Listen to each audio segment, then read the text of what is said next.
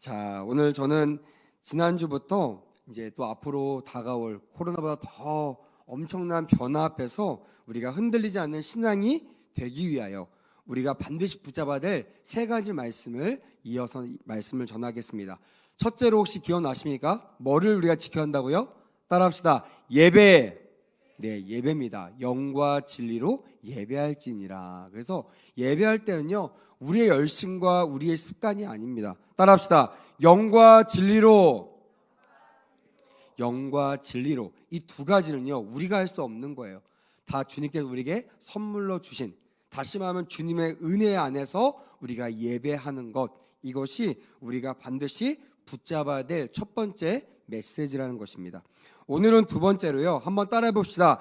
함께 모여 주님의 뜻을 이룹시다. 네, 여기에 포인트는 뭘까요? 함께 모여입니다. 모여. 오늘 저는 이 말씀, 여기에 포커스를 두고 오늘 본문 말씀을 여러분들과 나누려고 합니다. 저는 지금도 생생하게 기억납니다. 살아생전 처음으로요, 스스로 방에 갇힌 적이 있어요.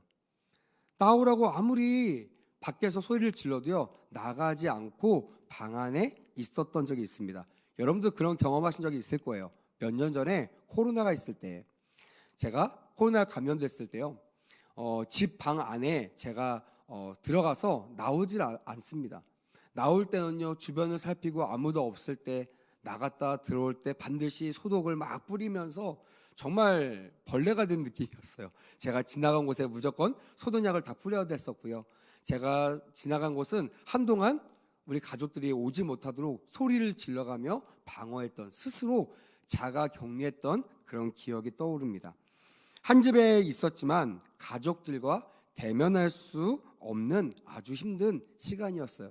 다시는 그런 일이 없었으면 좋겠다라는 마음을 가질 정도로 그렇게 참 제 인생에서 가장 참혹했던 때가 아닐까 생각합니다. 비대면, 말 그대로요, 사람 간의 대면을 하지 않는다는 것입니다. 그래서 그때는 거의 모든 사람들이요, 최소한의 활동만 빼고는 다 집 안으로 들어가서 집에서 저처럼 자가격리식으로 남들과 대화하지 않고, 가족끼리도 대화하지 않고, 교회 끝나면 교제하지 않고 바로 집으로 갔던 그런 때를 기억하실 것입니다. 그렇습니다. 코로나가 가져온 가장 큰 변화는 무엇이냐면 바로 대면 사회에서 비대면 사회, 언택트 사회로 전환했다는 것을 아마 기억하실 것입니다. 몇 년 안 됐는데요, 옛날 얘기 같죠. 제가 지난주 말씀드렸잖아요. 이번 여름에 또 다른 이 코로나가 도래한다는 그런 뉴스를 보고 나서요, 이 말씀을 전해야겠다는 생각이 들었습니다. 뭐 코로나를 준비하자 그 정도가 아니고요, 우리가 처음에는 몰라서 당했어요. 얼떨결에 아무것도 모르기 때문에 교회도 실수하고요, 성도도 실수하고요, 정부도 실수했습니다. 하지만 이제 코로나보다 더 큰 것이 온다고 할지라도 우리가 신앙의 원형만 부여잡고 반드시 붙잡아야 될 이 세 가지 말씀만 우리가 붙잡고 이겨낸다면 어떤 것이 오더라도 전혀 흔들림 없는 믿음 생활을 하게 될 줄 믿습니다. 아멘. 그런 마음으로 첫 번째 예배에 대한 말씀을 드렸고요. 오늘은 함께 모여 주님의 뜻을 이룹시다라는 제목으로 말씀을 나누려고 합니다. 이렇게 코로나가 비대면 사회를 우리에게 선물로 줬는데, 그 선물로 준 이 시대가 코로나 끝난 지금도 여전히 유효하다는 것을 깨닫게 되었습니다. 바로 온라인, SNS를 통한 소통이 지금도 너무나 일상적으로 일어나고 있었어요. 옛날에 만약에 집에 있는 사람들끼리 아빠가 딸에게 딸 밥 먹었어? 딸은 또 아빠 오늘 밥 뭐 먹었어요? 이렇게 집안에서 문자라는 것은요, 상상할 수 있어요, 없어요? 없는 일이었어요. 혼납니다. 야, 얼굴 보고 해야지, 이게 뭐야? 근데요, 지금은 그게 더 편한 시대가 되었어요.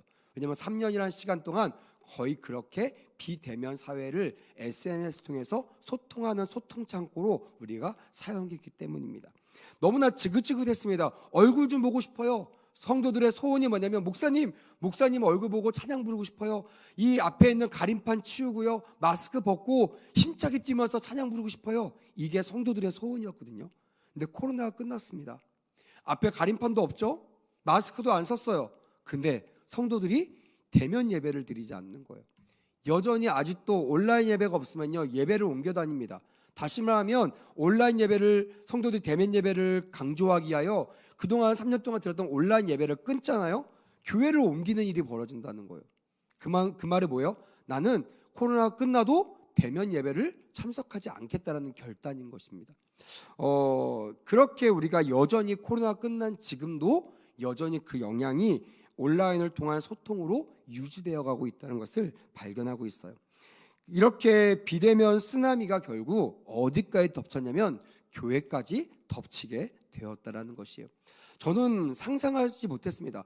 저도 평생 교회에 살았거든요. 어떤 일이 있어도 뭐 감기가 걸려도요, 마스크 쓰고라도 교회를 빠지거나 교회의 문을 닫는 것은 상상할 수 없는 일이었어요.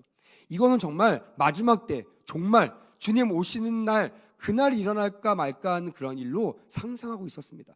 근데 그게 3년 반 동안 우리나라에 여전히 정말 쭉 코로나 끝난 지금까지도 이어져 가고 있다는 것이 너무나 놀랍다는 거예요. 그걸 보면서 느꼈습니다. 야, 이 원형을 세우는 것은 너무나 어렵지만 무너지는 것은 순식간이구나. 믿음도 무너지는 것은 너무나 순식간이구나. 제가 예배드리면서 조는 사람을 잘 못 봅니다. 막 혼내요.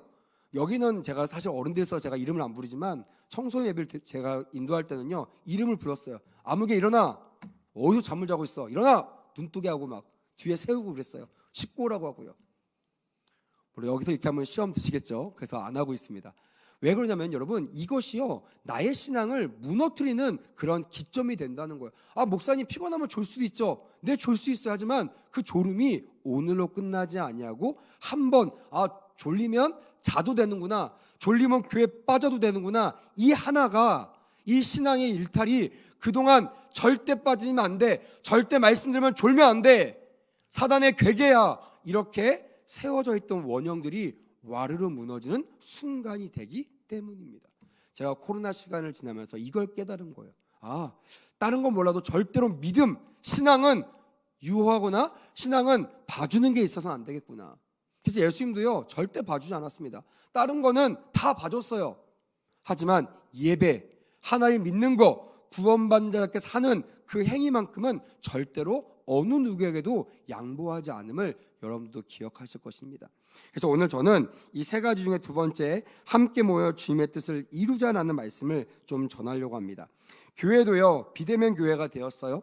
모이는 교회가 공공의 적이 되었습니다. 저희 교회는 문을 닫지 않은 교회였어요. 그랬더니 주변에서요, 빗발치게 전화가 옵니다. 당신네 교회 같은 교회 때문에 한국 교회가 욕을 먹는 거예요. 코로나 끝나면 어떻게 할 거야? 당신 같은 교회 때문에 우리 성도를 떠나면 당신 책임질 거야? 제가 직접 전화 받았던 내용입니다. 그래서 제가 그랬어요. 크리스찬이십니까? 예수 믿는 사람 맞아요? 조용하더라고요. 진짜 맞습니까? 이단이에요?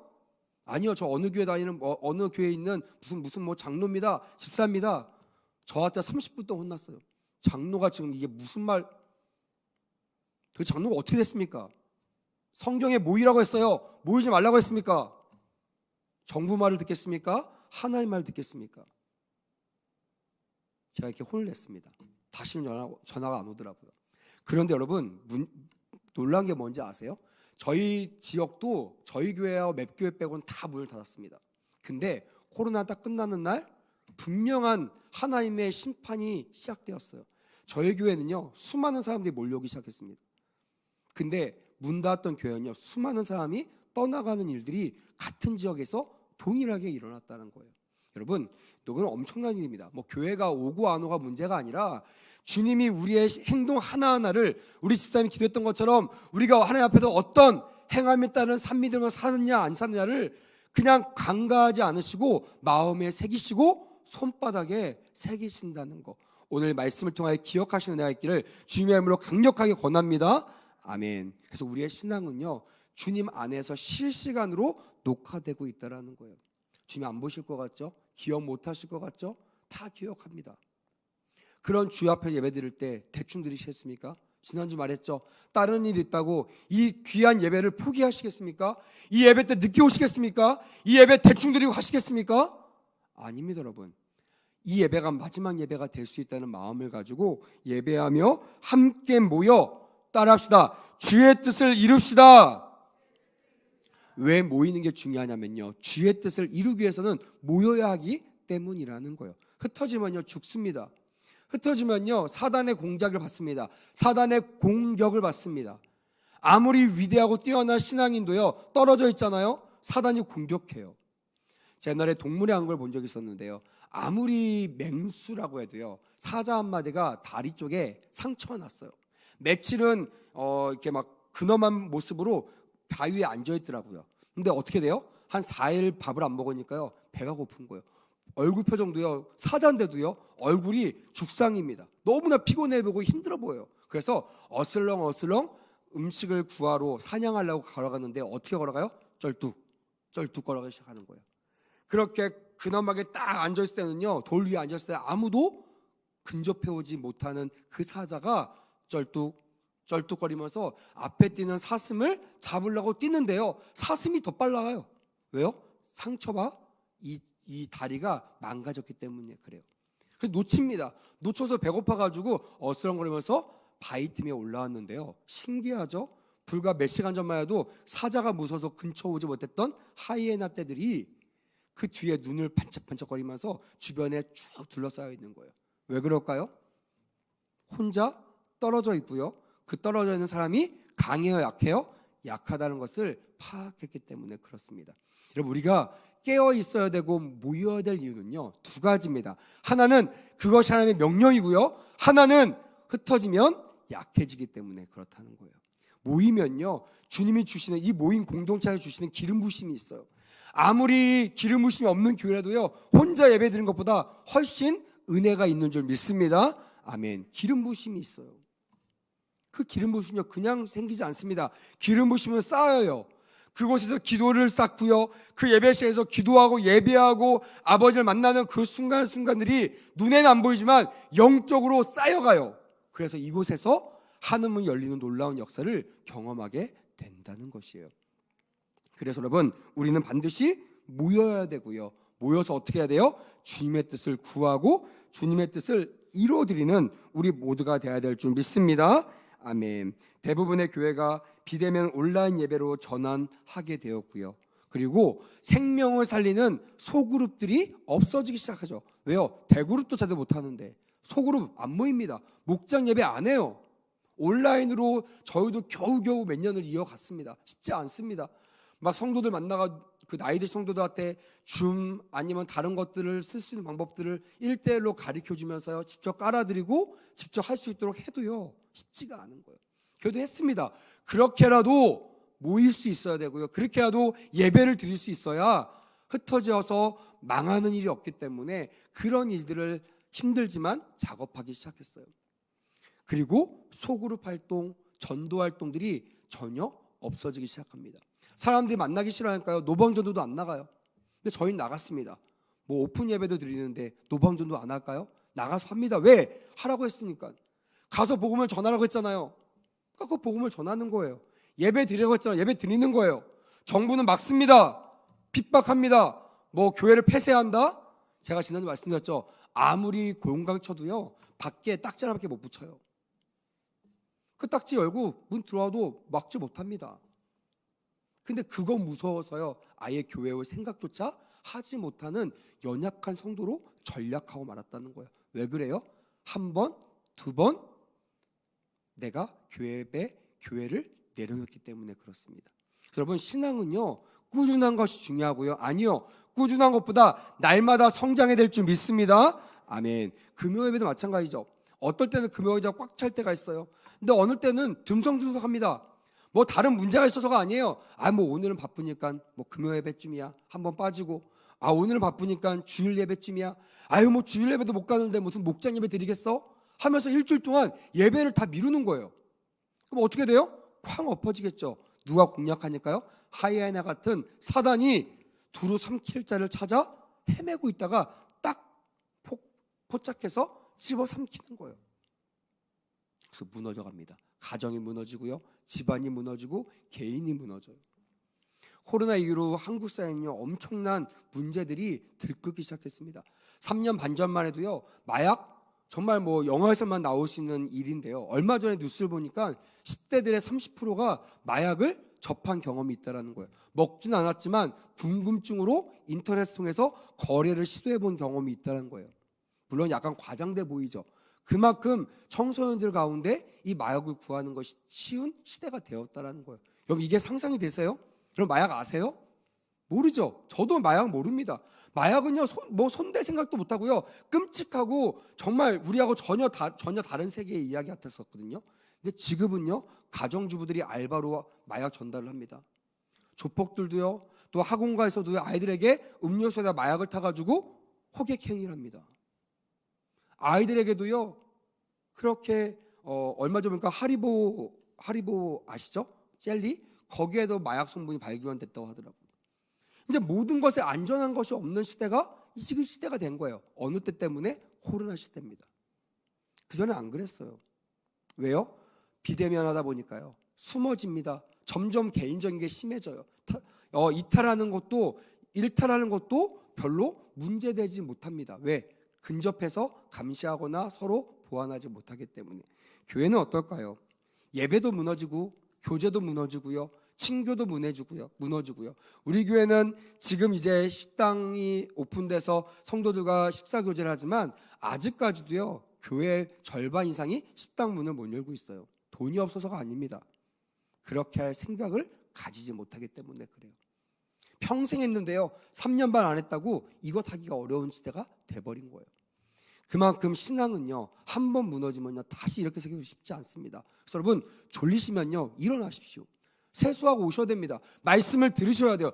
늦어도요. 교회 와서 마지막 축도를 받든지 마지막 기도하든지 내가 그렇게라도 예배를 드리겠다는 마음을 가지고 예배를 이탈하지 마세요. 한 번 이탈한 거 아무것도 아닌 것 같지만 다음에 한 번 이탈한 그거 가지고 또 한 번 넘어지게 된다는 것이에요. 이것이 죄의 속성입니다.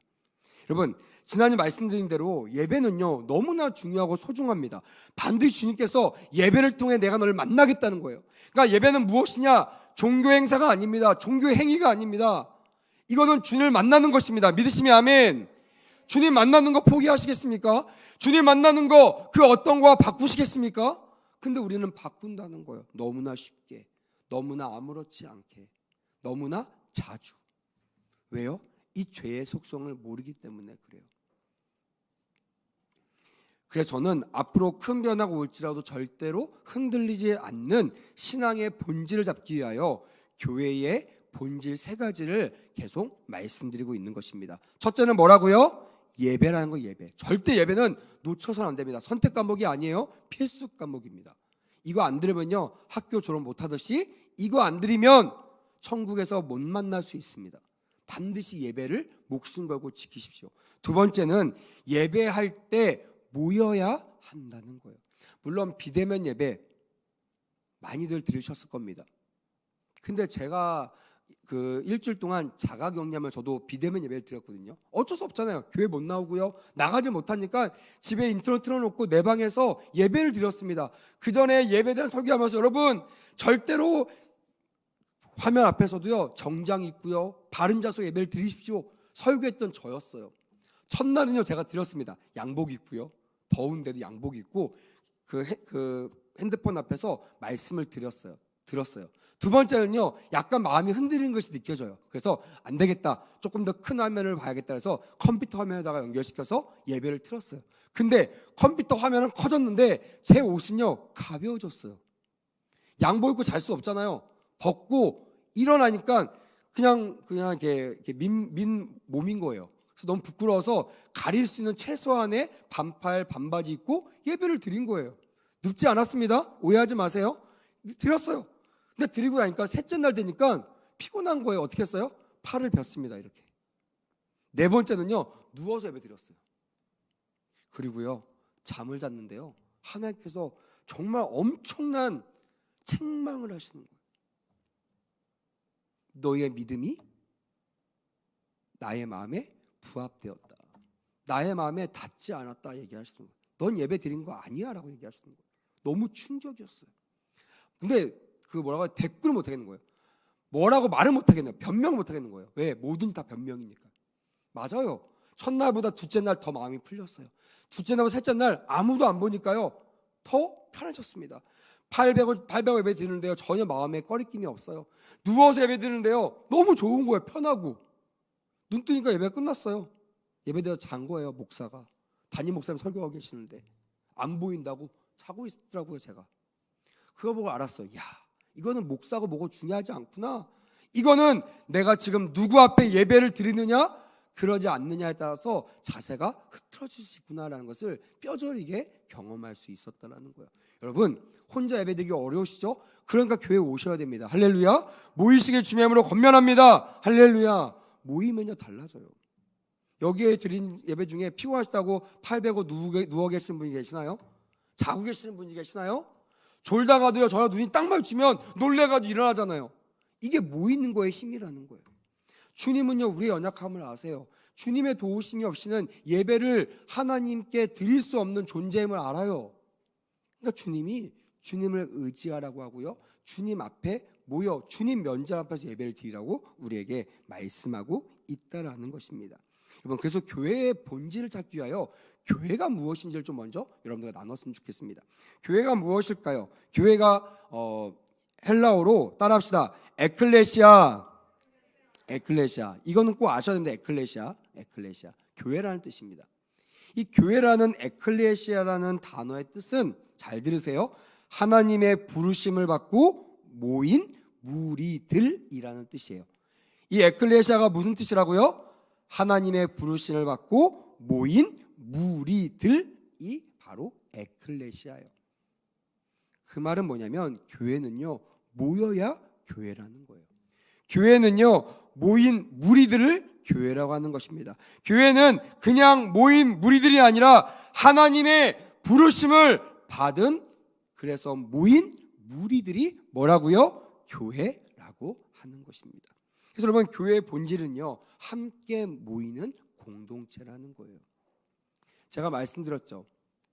안디옥 교회에서 처음으로 그리스도인이라는 칭호를 받았습니다. 그전에도요 교인들이 없었겠습니까? 교회가 있었는데요. 있었습니다. 근데 왜 그전에는 그리스도인, 작은 예수님을 닮은 사람들, 예수님 같은 사람들이라는 말을 못 들었을까요? 그들이 성령으로 충만하지 않았기 때문에 그렇습니다. 성령으로 충만하니까요 개별적으로 있지 못하는 거예요. 매 시간마다 모이는 거예요. 모여서 하나님을 예배할 때 그들에게 성령의 충만함이 임했고 그 충만함을 통하여 모이지 않는 흩어져 있는 상황 속에서 사람들이 그들을 보고 뭐라고 불렀다고요? 그리스도인이라고 부르는 놀라운 역사가 일어났다라는 거예요. 우리는 그래야 됩니다. 모일 때마다 예수의 이름으로 성령 충만한 우리 모두가 되기를 원합니다. 아멘. 더 중요한 거 흩어질 때는 어떻게 되더라고요?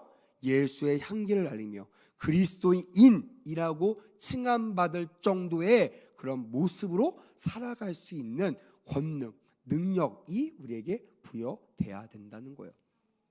모일 때는 잘 몰라요. 우리가 얼마나 연약한지. 근데 흩어지면 알죠.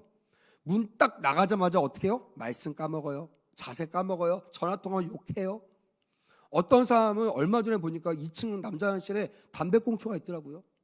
깜짝 놀랐어요. 아니 이 신성한 교회 화장실에서 담배를 핀단 말인가. 누군지 모르겠어요.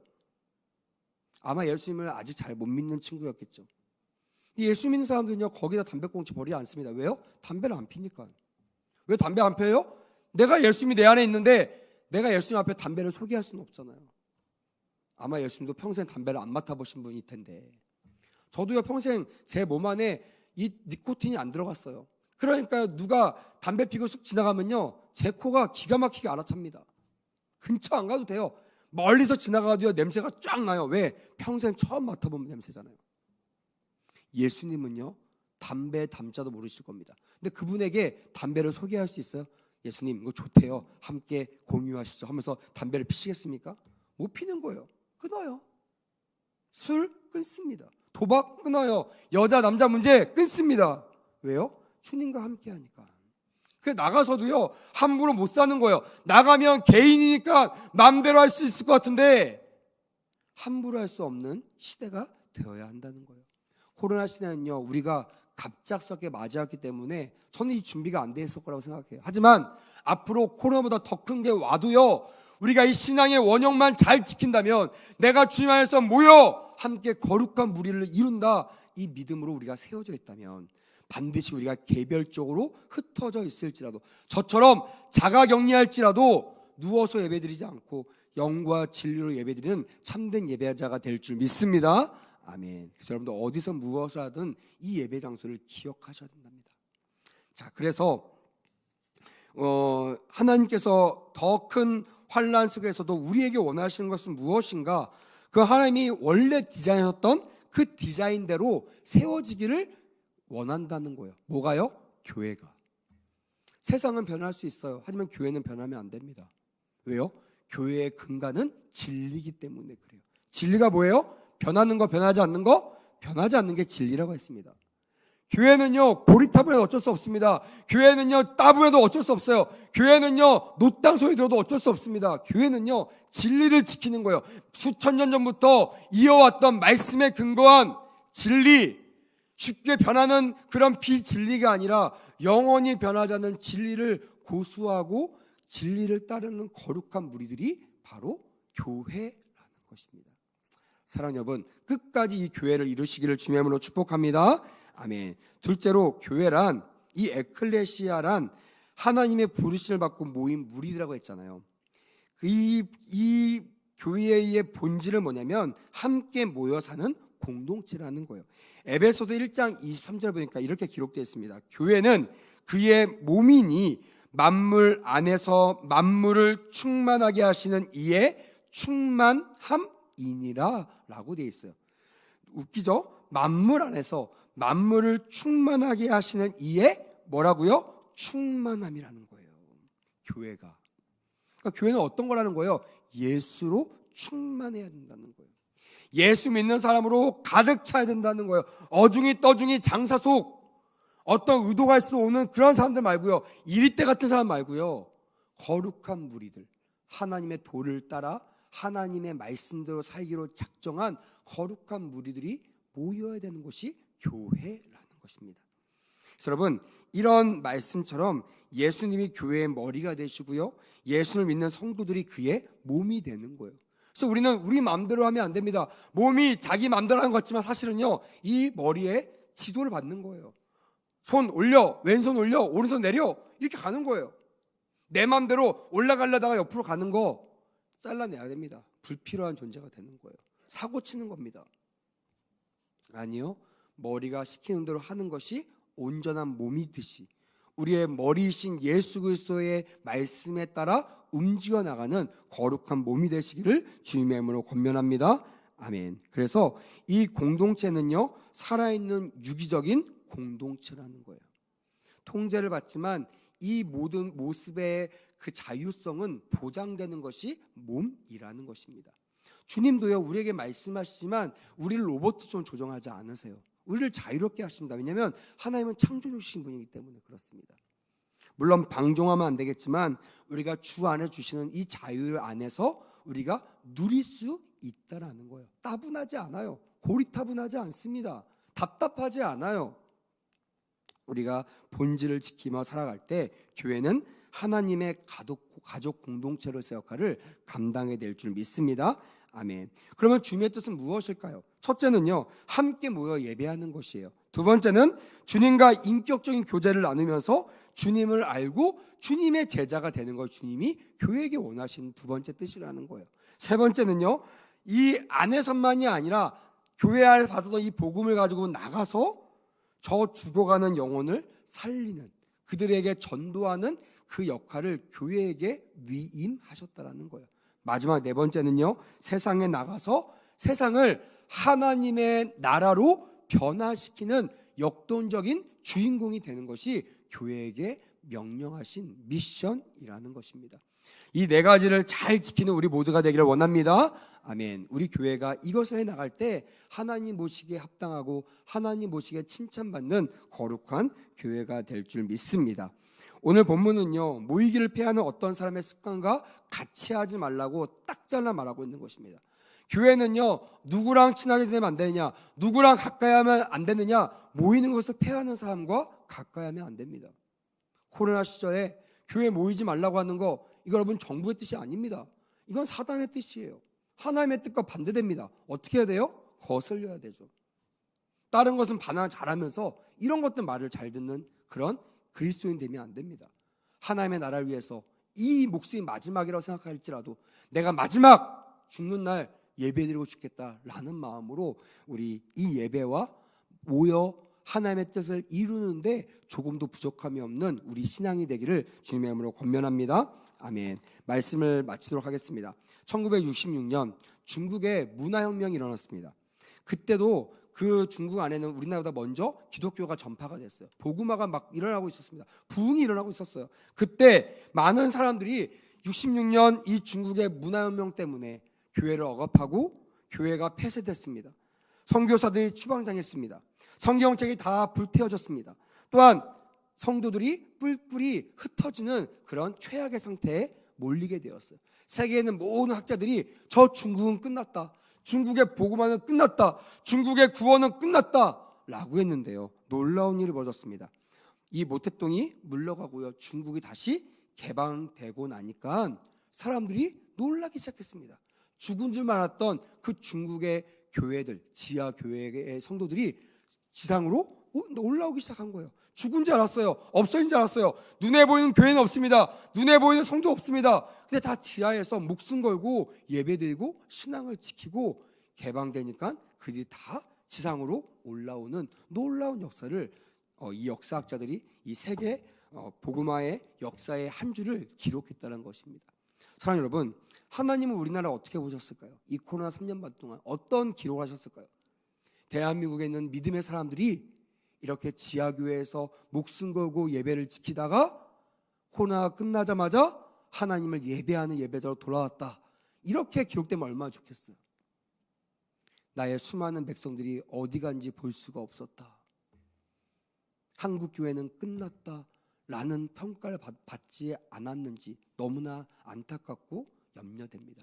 여러분, 코로나가 끝났지만요, 한국 기독교 역사는 이 날을 기록하고 있어요. 이날 문 닫은 교회들, 이날 문 닫기를 선포했던 목회자들, 합의했던 종교 지도자들, 이런 사람들, 여러분 하나님 만날 때요 이 책망을 면하지 못할 것입니다.